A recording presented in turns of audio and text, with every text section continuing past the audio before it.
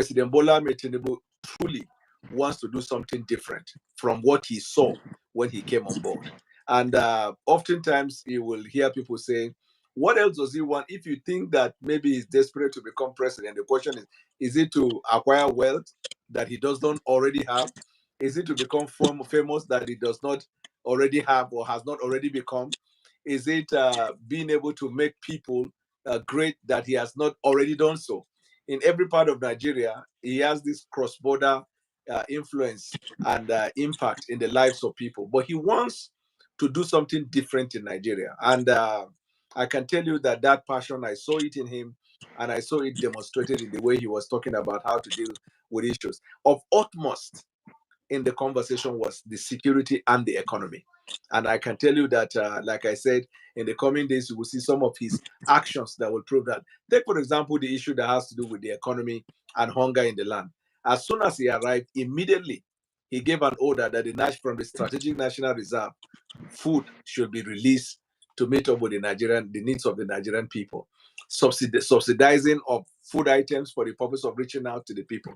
And then you could see that in the past 2-3 days, he was taking steps to show that he really felt what the Nigerian people are feeling and that he's passionate about wanting to make a difference in that regard. In the area of security, I have not seen, let's say, any presidential declaration, but he has been having meetings, and I'm sure he must have been briefed by the National Security Advisor and the Chief of Staff on the affairs of government in his absence, and especially the National Security Advisor, whose shoulder lies the burden of coordinating the various security and intelligence platforms to deliver on the peace that the country deserves, because the whole essence of government is the welfare of the people and their security. You know, just let me just take it from your mouth there, Daniel. The National Security Advisor, Nuhu Ribadu. He's just signed a memorandum of understanding with the UK government, the government of your location Pardon? now, and this MOU has to do with cybercrime. Daniel, be honest with me. Is cybercrime the worry for Nigeria now, or is it the rampant kidnapping? Can you repeat the question? I actually didn't hear you because of the glitching of the network. Okay.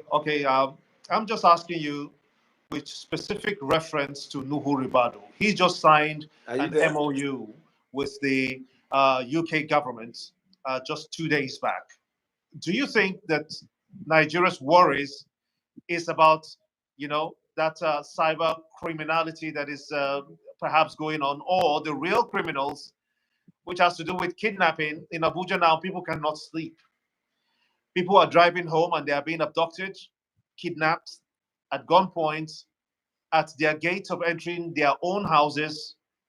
Daniel, this is not looking good for Nigeria at all. What should the NSA be doing instead of looking at signing MOUs with the UK on cybercrime that will not profit Nigerians really?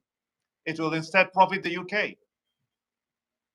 Yeah, cybercrime is also part of national security threat, actually, because in the coming days, we will talk about the influence of AI, the artificial intelligence in the cyber world that is creating confusion. In fact, the next threat to the security of the globe will be AI, the negative impact of AI. But let's stay focused on the question you asked about what the National Security Advisor should do.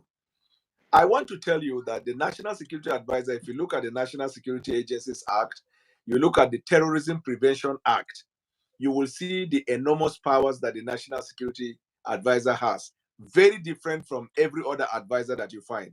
For example, in the Terrorism and Prevention Act, it says it is the National Security Advisor that coordinates the securities in Nigeria for the purpose of delivering on the fight against terrorism, which is why, of course, you have the new counterterrorism office under the Office of the National Security Advisor.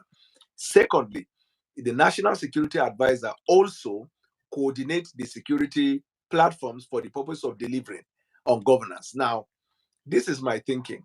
For the past few months, we have been hearing accounts and reports by the media that most of the lapses we have had in the fight against insurgency or kidnapping or insecurity is occasioned by lack of coordination, or rather, let me put it this way: lack of cooperation, not coordination.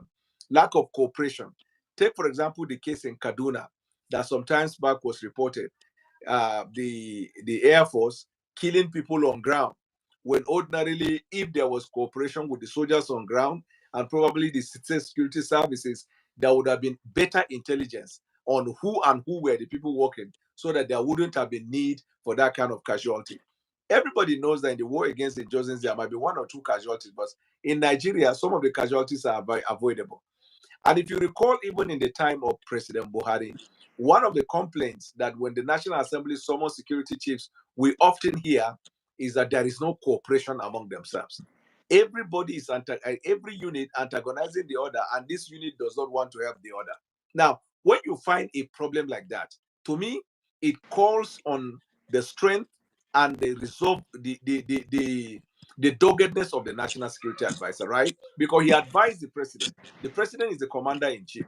But when the president has entrusted that into his power, to me, I feel that the National Security Advisor needs to use the power that he already has, and that power of coordination. He does not, as it were, command them as though he's the commander in chief, but he can make recommendation to the president for the sack of any security chief who fails to cooperate with the other sister security chiefs or agencies for the purposes of this fight against insurgency. There is no reason, there is no excuse why security operatives and security platforms in Nigeria will not cooperate to achieve this aim. If President Buhari allowed that, I think that President Bola Ahmed Tinubu is so determined that he is not willing to allow this type of lack of cooperation that will result in the death of not just Daniel, tens, but Daniel, hundreds, you but agree thousands of also, lives. you agree, Daniel, that this has always been the narrative. President Bola Ahmed Tinubu came with a renewed hope. This is not the hope that we were expecting to see. This is not the hope that we expect to see that has plummeted this country into more chaos with respect to the issue of insecurity. This is not the kind of hope that we expected when it comes to availability of food and resources. So people listening to you now, Daniel, will say that perhaps Daniel is not looking at the real situation because he's in the UK. How would you respond? Not really. I'm impacted by what is happening in Nigeria because I don't, as it were, stay in the UK. I'm 2 weeks here, 2 weeks in Nigeria. I have my law practice in Nigeria. I'm always in Nigeria. My people are in Nigeria. And I'm always in touch with everything going on in Nigeria. Probably in the next week or so, I will be in Nigeria. So I am very much in touch with what is happening at home. But I will tell you this. There is nobody in Nigeria, like I said in about 3 interviews I've had in the last 1 week, that will deny the fact that there is hunger in the land and people are suffering. Nobody.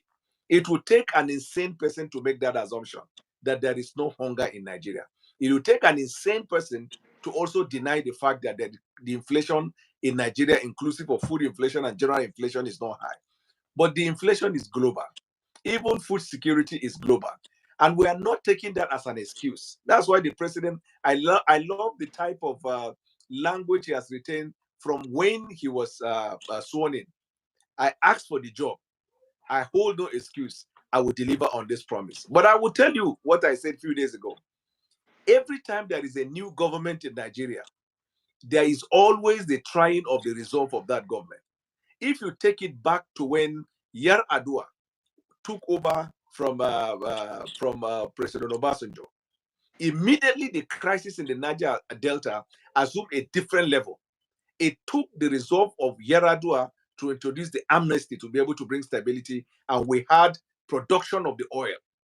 When Buhari came in Jonathan took over, there was this heavy security problem in the northern Nigeria, to a point where people were saying that these crises were orchestrated to make the country ungovernable for him.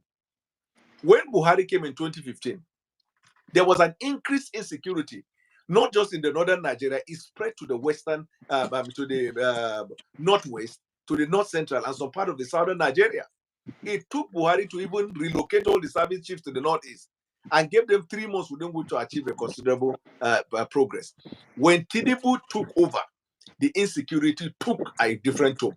So what people are saying is, could it be that this insecurity is occasioned by the indolence or motivated by the security forces so they can get budgetary allocation? Or is it that the element of the state, the undemocratic element of the state, are the ones that are trying the resolve of the government? Which So do what you I'm think it trying to is? say in essence, is that every new administration that faces this renewed insecurity, how you deal with it to a large extent determine how far you can go as a government. Now, President Bola Tinubu, like I told you, is marshalling out plans to deal with that. He will take no excuse. You will see sacks. You will see redeployment. You will see changes. He's not going to sleep on that because he knows what is happening in Nigeria. Nobody in Nigeria is comfortable with that. The Abuja seat of power is not safe. There was a time kidnapping used to be at night and in high roads. Now kidnapping is during the day and in homes, Absolutely. sometimes on the streets. So it is not funny at all. And there must be a solution to it. That's why I said if there is lack of cooperation by the security agencies, I think there is a need for the president to begin to make changes now. This is my thinking.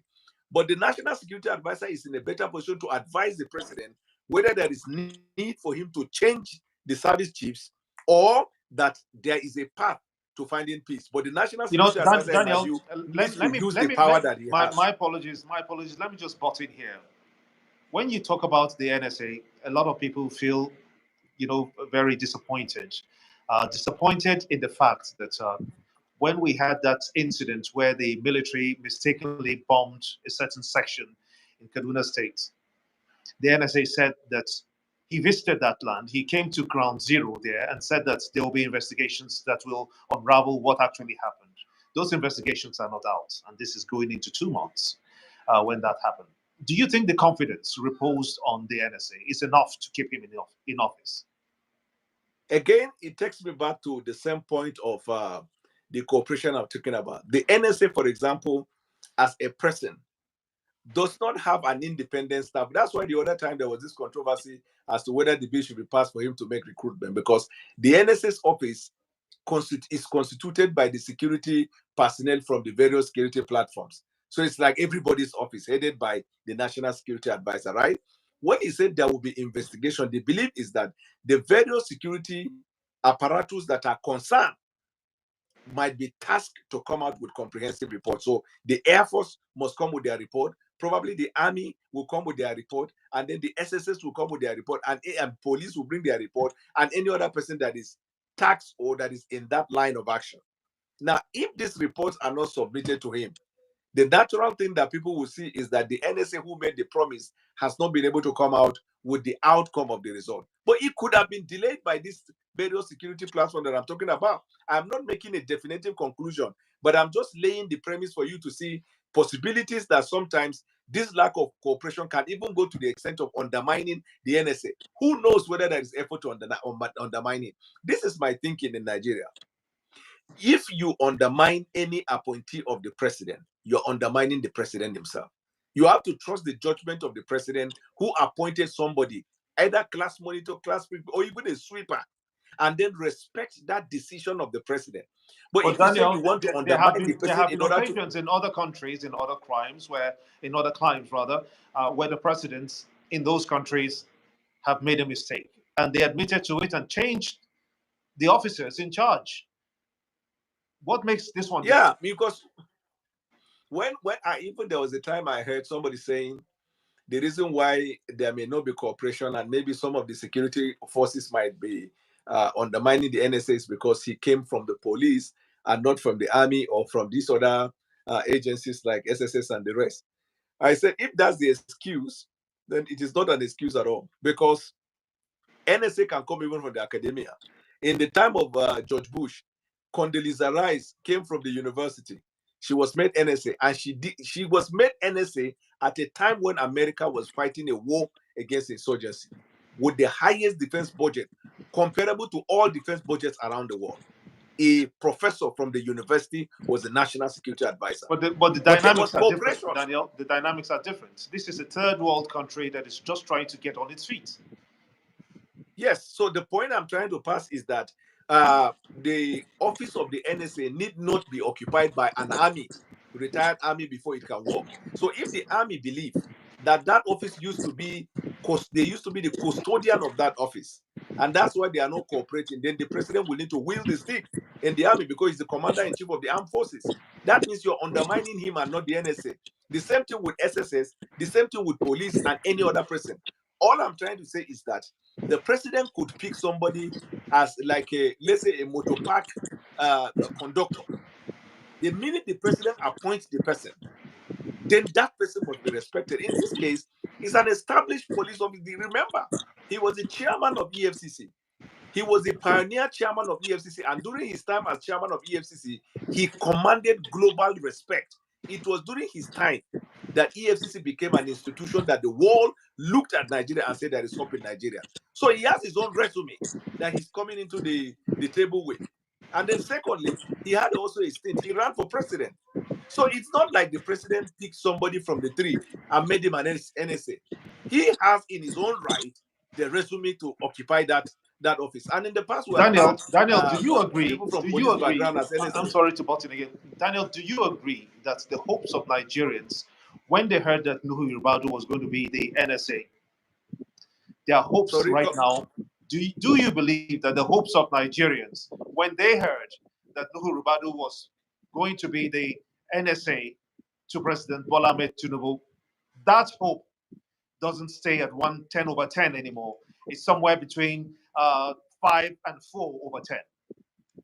You see, I can't tell because there is no data and there is no sampling done in that regard. But if assuming it exists, then it will still reinforce the point I'm saying that if you are made a head boy, and then the people you're heading are people that come from different backgrounds, and at their level they are not cooperating with you for whatever reason, then that means people will look at you. If you see, for example, in Nigeria today, nobody looks at the dynamics that has brought about the crisis. Nobody even wants to hear that the government of Buhari mismanaged the resources. People say, we voted Tinubu, we want to hear you to do something. Nobody will also ask the question that some of these economic problems that we're having is being sabotaged by instruments in the state, individual, in the private sector. People don't want to hear, because if you ask them, they will say, we voted for Tinubu. So that's one thing about leadership. And the same thing applies to NSA. There are people that will want to blame him. They don't have time to look at the dynamics behind it. But if opportunity called for us to do that, I used to be a fierce critic of the NSA in this regard. But we have to keep taking a closer look of things. I read media, I read news, I listen to TV. Every time media people report, you will hear lack of cooperation by the security forces. So if there is lack of cooperation, how can you blame the National Security Advisor when he is not the chief executive that can issue order?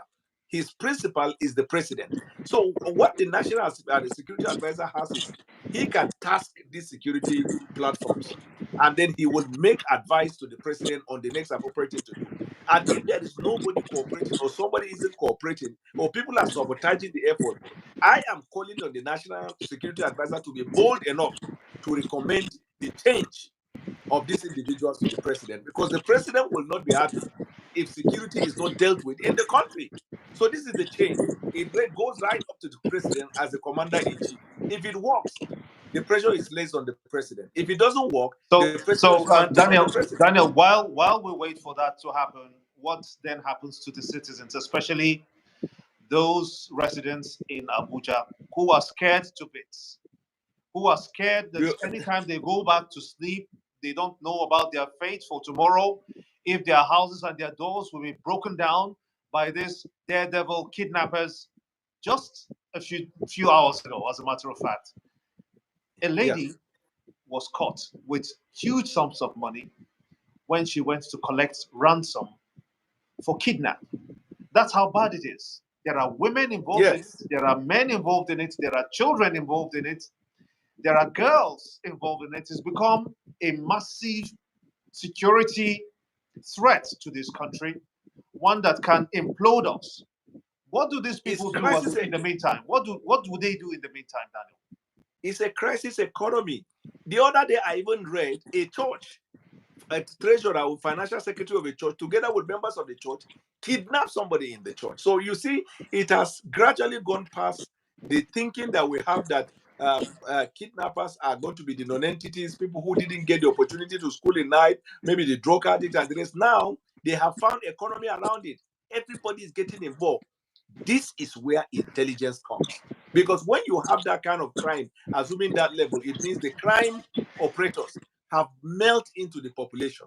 Only intelligence of surveillance, of tracking.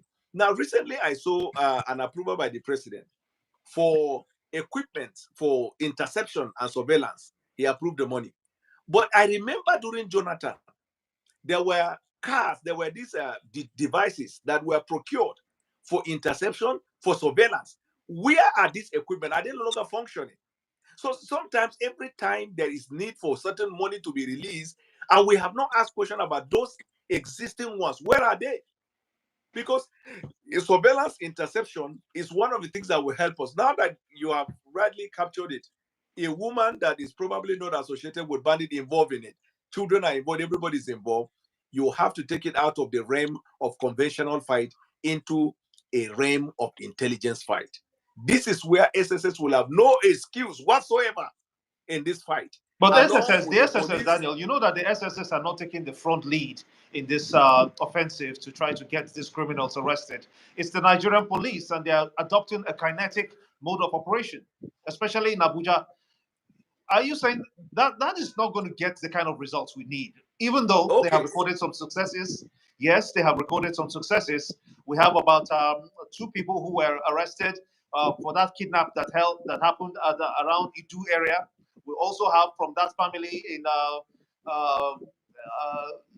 the outskirts of Abuja, where about 6 family members were kidnapped, and then 1 was killed. The rest were gotten back on a ransom that was spanning to about 700 million naira, which they never got. So what happens at this point, Daniel? First of all the security platforms are trying. What we're saying is that their best is not enough. There is no, they lay their lives for us.